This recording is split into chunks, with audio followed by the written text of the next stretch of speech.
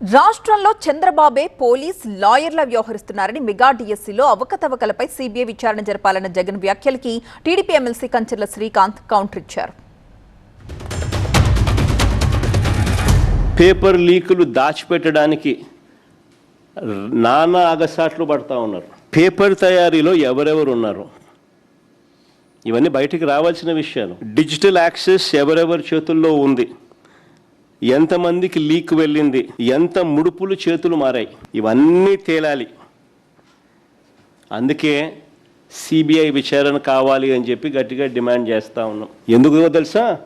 కారణం ఈ రాష్ట్రంలో చంద్రబాబే పోలీసు, ఈ రాష్ట్రంలో చంద్రబాబే లాయరు.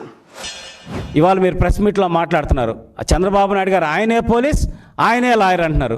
అవును, నిజంగా ఆయనే పోలీస్. దేనికి? ఈ రాష్ట్రంలో అన్యాయాలు అక్రమాలు జరగకుండా పోలీస్ లాగా ఆయన వ్యవహరిస్తూ చట్టాన్ని తన పరిధిలో ముందుకు తీసుకెళ్లే విధంగా ఉన్నారు. అలాగే ఎవరికన్నా అన్యాయం జరుగుతుంటే, ఎవరికైనా ఇబ్బంది జరుగుతుంటే దాన్ని పరిష్కరిస్తూ లాయర్ లాగా ఉన్నారు. కానీ మీరెవరు? దొంగ. ఈ రాష్ట్ర వనరుల్ని దోచుకున్న దొంగ, ఈ రాష్ట్ర ప్రజలకి కల్తీ లిక్కరిచ్చి వాళ్ళ ఆరోగ్యాలు నాశనం చేసినటువంటి దొంగ మీరు.